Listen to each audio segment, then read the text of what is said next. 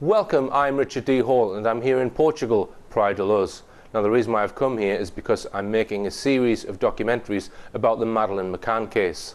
Why am I making programs about that? Well, it's because I'm sick and tired of misleading media headlines about the incident. In these films I will expose the hard facts about the incident and also what has happened since the incident. The documentaries clearly show the last place to get truthful information from is mainstream media, and I will also expose those who are controlling mainstream media.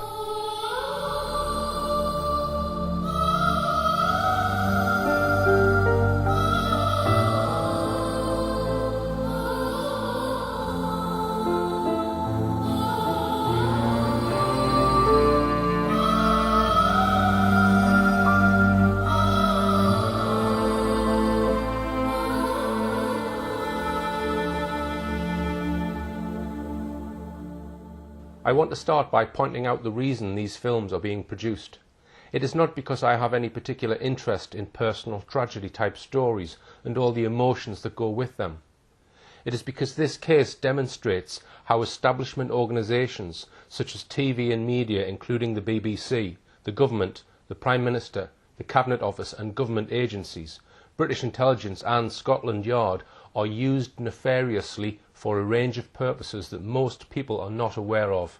It is the cancer within and the blatant corruption at play in these organisations that I am exposing in these films. It is my belief that these elements of the establishment are in criminal hands, and the sooner this is exposed to a wider audience, the better. In this film, I intend to put under the microscope one of the most important aspects of the Madeleine McCann case, and that is the question of what hard evidence there actually is of an abduction, or more particularly, what evidence we have that there was an abductor. There has been a bewildering variety of suspects, persons of interest, and people we want to eliminate from our inquiries paraded before us over the years by various police forces and the McCann's own private investigators. Here is a collection of just 14 of them, which the Daily Telegraph put together in 2009. In my previous documentaries, I have looked in some detail at the McCann's account of what they said they saw and did after discovering, they say, Madeleine's empty bed. I examined the contradictions, the changes of story and the physical evidence of what the police found, or didn't find, in the McCann's apartment. I quoted from the interim police report of Inspector Tavares de Almeida, which he signed off on the 10th of September 2007, just a day after the McCanns returned to England, having been made suspects in Madeleine's disappearance. Speaking of the McCann's apartment, the inspector wrote, for example, "There is strong evidence that the crime scene was altered and furniture was moved around. Those changes are indications that the abduction was a stage-managed hoax. As time went by, the abduction scenario was not confirmed. The abduction hypothesis did not stand up." His overall conclusions were devastating. Madeleine McCann died in apartment 5A at the Ocean Club Resort in Praia de Luz. A staged hoax of an abduction took place. The McCanns concocted the claim that the apartment was regularly checked while they slept. The McCanns concealed their daughter's corpse. From what has been established up to now, everything indicates that the McCanns, in self-defence, did not want to deliver up Madeleine's corpse. There is therefore a strong possibility that it was moved from the initial place where she died. We know from the Portuguese police reports, which were publicly disclosed on DVDs in July 2008, that there was no physical evidence of an abductor. No fingerprints, no DNA, nothing in the apartment that suggested an intruder. We saw in my previous film how the McCanns spoke to friends and family who then told the media that someone had jemmied open the shutters and broken them. This was then proven to be false within the first 24 hours. The McCanns later made the claim that the abductor, as he removed Madeleine from the apartment, may have opened the curtains, window and shutter as a red herring. In order to sustain a claim that Madeleine was abducted, evidence of an abductor is required.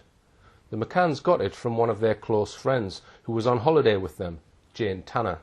She said she had seen an abductor the evening Madeleine disappeared, at about 9:15 p.m. And 5.5 months later, the McCann team produced this image of him. What I intend to show in my film is that this so-called abductor, said to have been seen by Jane, was most likely bogus, a phantom. I will also reveal startling evidence about how her description appears to have been originated by examining the claims of a German resident, Nuno Lourenço de Jesus, who was on holiday with his Portuguese mother in Sagres, about 15 miles from Praia de Luz, where the McCanns were on holiday.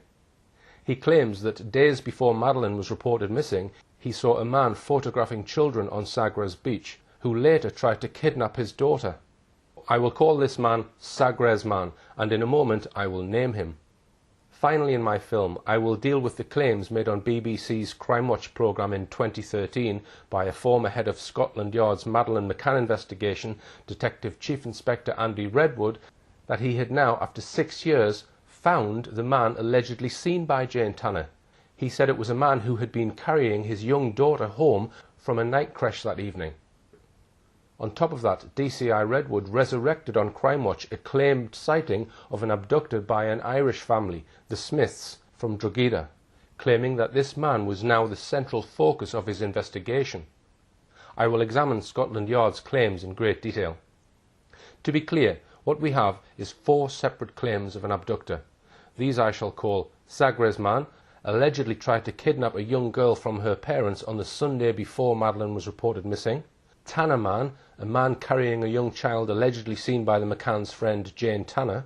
Smith Man, a man carrying a young child allegedly seen by members of an Irish family. And finally, Creche Man, the man Scotland Yard say was the man really seen by Jane Tanner. Jane Tanner's description of a man carrying a child was the first in time to be reported. The police were told about it soon after they arrived, late in the evening on the 3rd of May 2007, the day Madeleine was reported missing. Her sighting was reported to Jerry McCann and the other members of their group, known as the Tapas 7, on 2 timelines scribbled down by Jane Tanner's partner, Dr. Russell O'Brien. They were written down on the ripped-off cover of Madeleine's Sainsbury's activity sticker book. These scribblings were allegedly done in a hurry that evening, or possibly before that evening. We don't know who ripped off the cover of Madeleine's book, as no one has told us.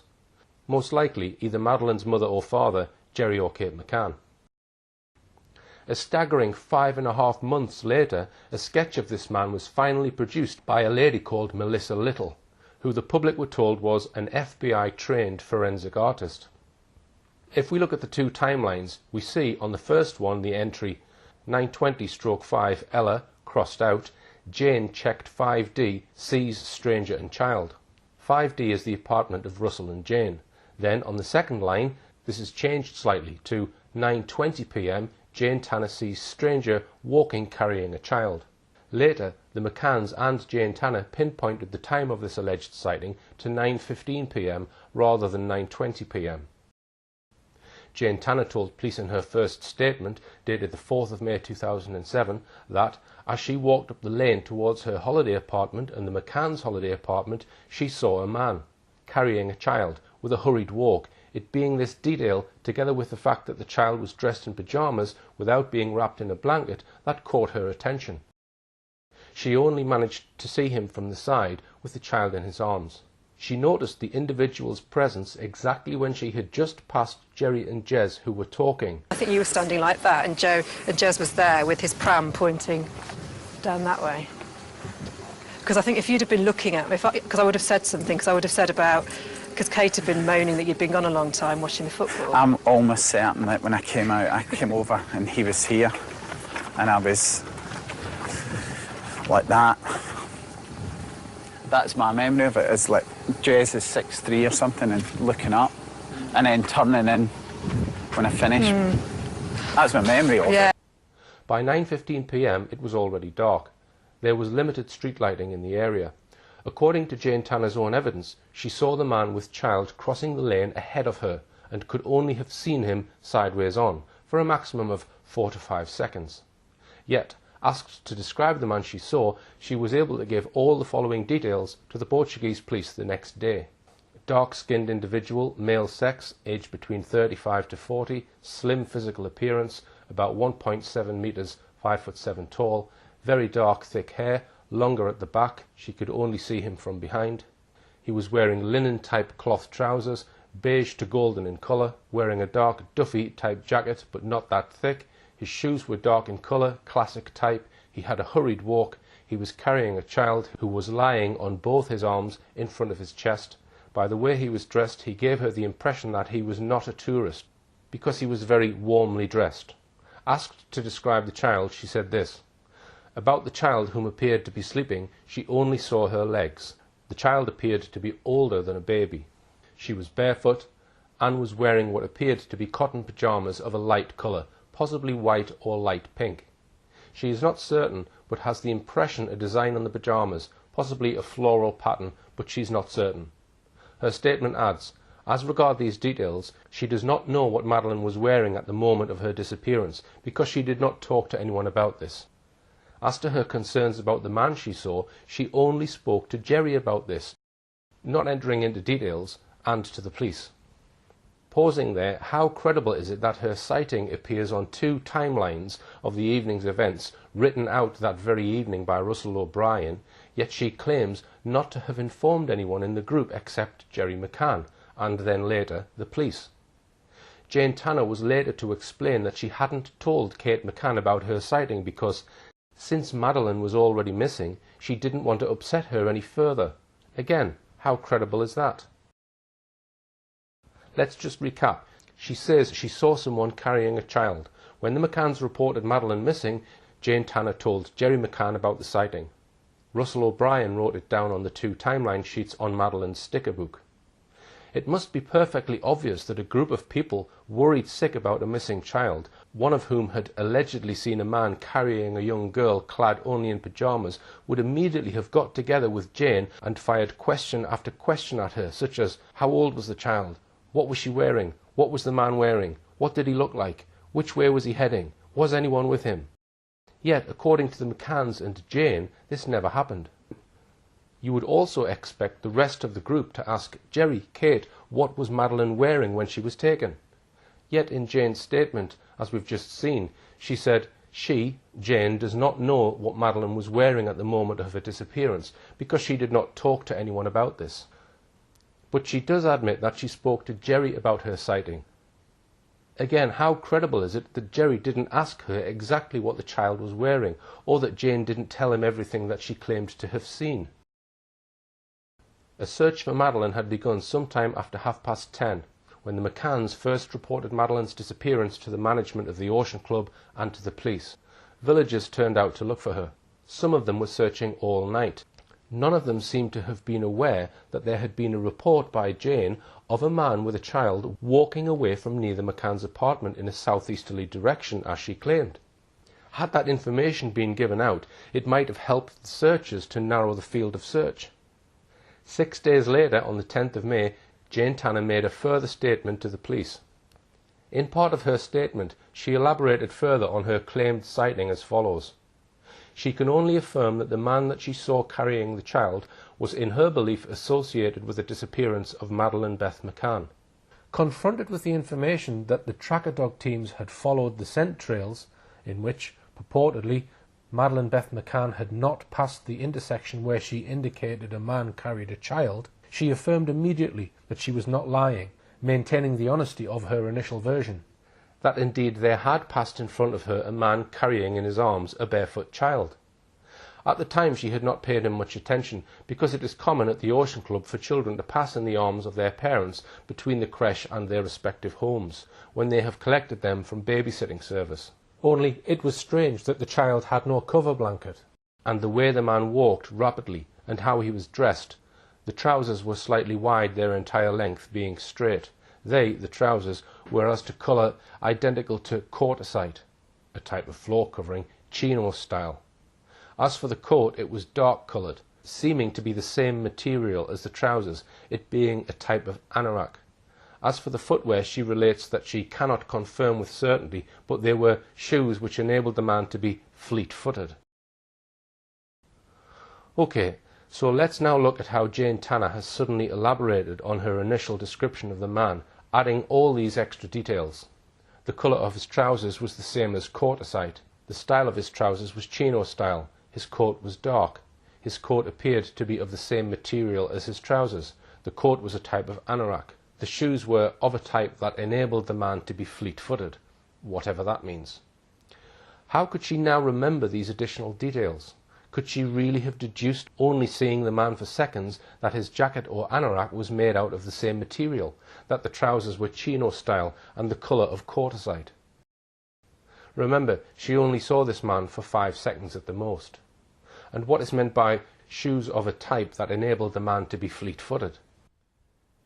We now know that the Portuguese police were uncertain about Jane Tanner's evidence from day one, and that's why the public never knew about it for over 3 weeks. If we refer back for a moment to the extensive report of Inspector de Almeida, we can soon see why. Here are some extracts from his report. The child's parents immediately attributed her disappearance to the action of a third party, promoting the scenario that she had been abducted. The family publicised their claim that Madeleine had been abducted in a manner that had never been seen before. The very next day, British television stations led their broadcasts with the news of Madeleine's disappearance. The media presented the abduction as truth, although we were looking at other scenarios. As time went by, the abduction scenario was not confirmed.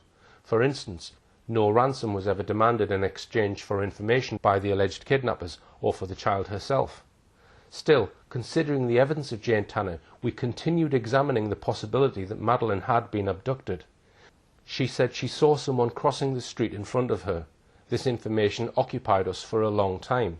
This may be an example of how information that is not correct may not only delay the investigation, but could even have led to losing the little girl. Jane Tanner insisted her account was true, but there was a discrepancy about the moment Jane Tanner allegedly saw an abductor between the statements of Dr. Gerald McCann and Jane Tanner. They claimed to have passed each other only feet away, yet failed to see each other. Even the exact location where they supposedly crossed each other's paths is not very well defined by either. Also, the precise moment when Jane Tanner chose to make her statement about what she had seen, and her explanation for choosing that moment, is unreal. It is not easy to accept that any witness from the group, on seeing someone with a child in their arms walking away from the McCann's apartment, didn't act and speak immediately. Then there is her description of the abductor being altered or perfected. These reasons mean there is little credibility in what she says. Furthermore, Jane Tanner says that when she saw the man with the child, another man, Jeremy Wilkins, was talking to Jerry, but Wilkins doesn't remember seeing her either. Moreover, Jane says that she was on one side of the street, but Jerry says they were on the other.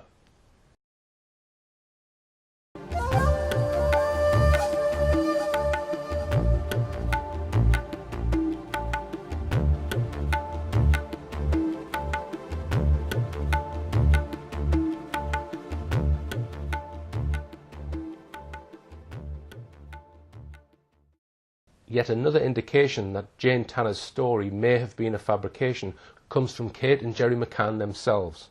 Jane Tanner says that when she saw the man carrying a child, she was about 5 meters away from him.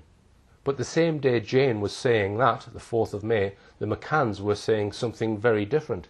Kate McCann told the police, Jane, when she went to her apartment to see the children at around 9:15 p.m, saw from the back, about 50 meters away, on the perimeter road of the club, a long-haired person in what she thinks were jeans, with a child in his arms and walking very quickly, but she is better able to tell you about that herself. Jerry McCann said the same.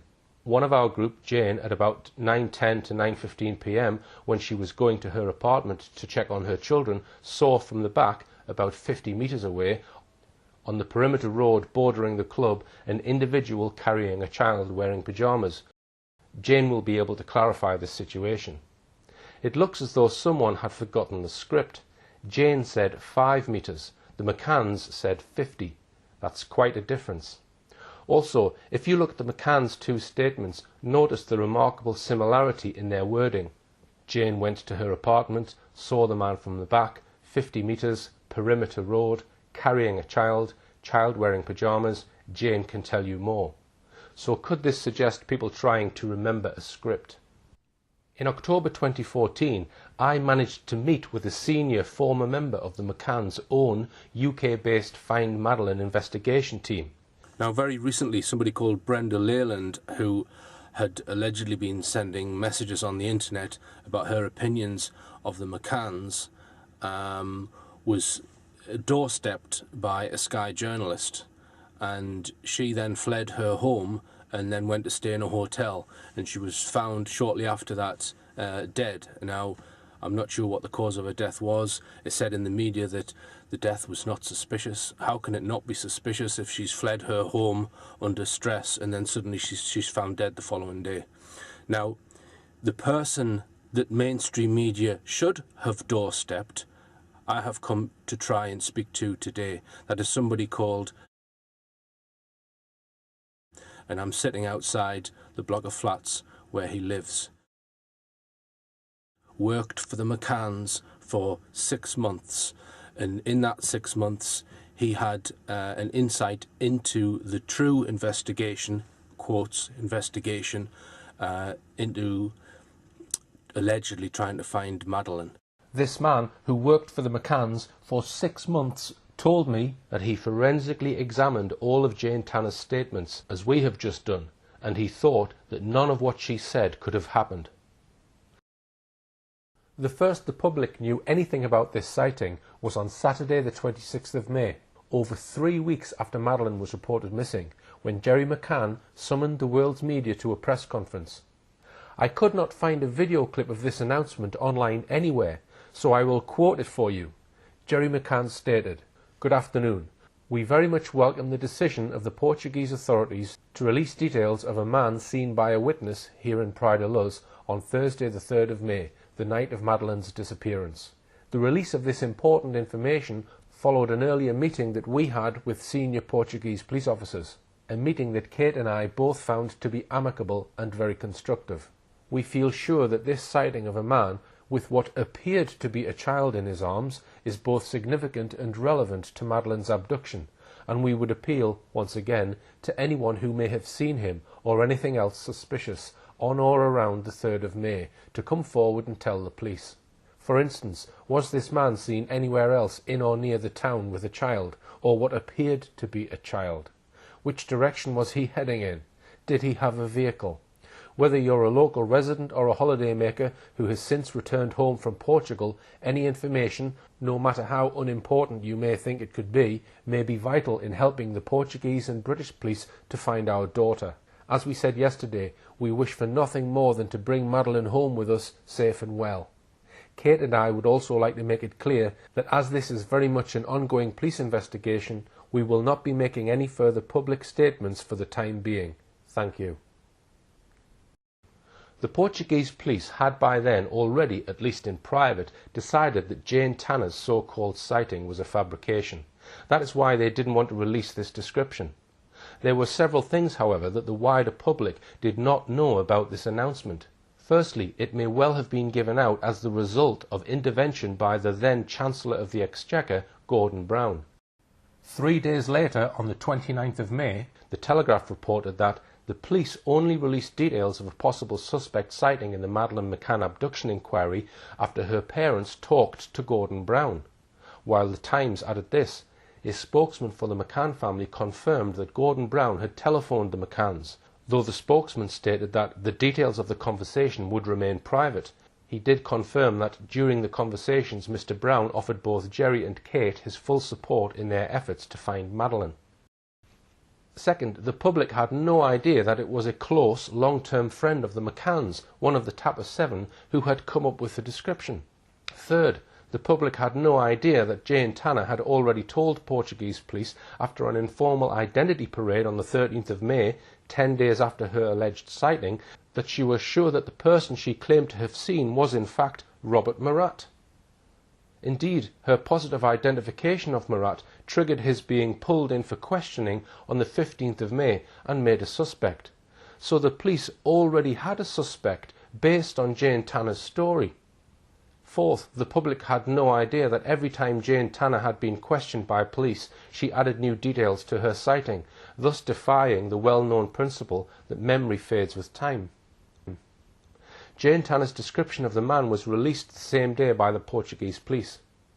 Notice that in Jerry's address to the world's media, he just refers to a man with what appeared to be a child in his arms, without referring to Tanner's evolving descriptions. Let's just look briefly now at the window of time given by the McCanns and their friends about when the abduction happened. Both Jerry McCann and Jane Tanner had been precise about their timings. Jerry said he left the apartment at 9:10. Jane says she saw him, Tanner Man, at 9:15 p.m. This left a window of less than 5 minutes during which the abductor would have had to accomplish the following: pick an opportunity to enter the apartment immediately after he had seen Jerry McCann leave the apartment at 9:10, walk through the open patio door without being seen, find Madeleine in the dark, pick her up without waking her or the twins, without leaving any forensic trace on the bed or anywhere else, open the window without leaving any fingerprints, open the shutters from the inside with nobody hearing him do so, and once again without leaving any fingerprints, leave the apartment without being seen by anyone except allegedly for a few fleeting seconds by Jane Tanner at around 9:15 p.m. In addition to all this, the McCanns on many occasions raised the possibility that whilst he was in the children's bedroom, he also stopped to sedate all 3 children. It wasn't until the 25th of October 2007 that the McCann team got round to issuing a sketch of Jane Tanner's alleged abductor. That was a total of 25 weeks after Madeleine had been reported missing. It was of a faceless man seen from the side. And of course, this man has never been found. Unless, that is, you believe what DCI Andy Redwood of Scotland Yard told 6.7 million viewers on BBC Crime Watch on the 14th of October 2013. I will come to that very important subject later on. But for now, with that background about Jane Tanner's claimed sighting out of the way, I can now consider another claimed sighting that week, which was to assume major importance on the second day of the official police investigation. This was a sighting of a man I am calling Sagres Man. There is quite a bit about Sagres Man in Dr. Gonçalo Amaral's book, The Truth of the Lie. This sighting made a deep impression on him, as we'll see in a moment. Sagres, by the way, is a small coastal village about 15 miles west of Praia de Luz, where the McCanns were staying. It is on the extreme southwestern tip of Europe, exposed to strong winds much of the time. Its small beach would be very unlikely to have many holiday makers on it in April. So let's start with what Dr. Amaral says in his book about the Sagres incident. Information from Sagres tells us that an individual was caught in the act of taking photos of several children on the Moretta beach, and in particular of a little girl aged 4, blonde with blue eyes, who looks like Madeleine. It was the little girl's father who noticed him. This 40-year-old man wearing glasses tells the investigators that the photographer tried to kidnap his daughter in the afternoon on April the 26th in Sagres. He allegedly then fled in a hired car with a woman in the passenger seat. The stranger did not look like a tourist. Brown hair down to his collar, wearing cream-coloured trousers and jacket, and shoes of classic style. This report reminds us of the individual encountered by Jane Tanner in the streets of Villa de Luz on the evening of Madeleine's disappearance. We circulate a photo, which we obtained thanks to a surveillance camera in a Lisbon shopping mall amongst holidaymakers, clients and employees of Praia de Luz restaurants. Fruitlessly, nobody saw them. On the other hand, employees of the restaurant they usually went to in the Burgar Budens area remember them. Fortunately, no one else has yet occupied the apartment the couple stayed in. It's low season. We go ahead with a thorough search, looking for evidence of a child's presence. Shoe prints, fingerprints or footprints, nothing. We then gather various hair samples, doubtless coming from adults, and notice drops of blood on a kitchen unit. Nothing conclusive. It's probably from an everyday domestic accident. First, I note that Gonçalo Amaral gives a very specific date of this incident, Thursday the 26th of April. That's very strange, because as we shall see in a moment, the witness to this alleged child snatching, Nuno Manuel Lourenço de Jesus, I'll refer to him as just Nuno Lourenço, states in his evidence specifically that the alleged incident happened on Sunday the 29th of April. There is no obvious explanation for this discrepancy of 3 days. Amaral's book places the incident on Thursday. Nuno Lourenço says Sunday. I refer to this as the alleged incident because, as we shall see in a moment, there are real doubts about whether the incident as reported, or rather 2 separate incidents, actually happened.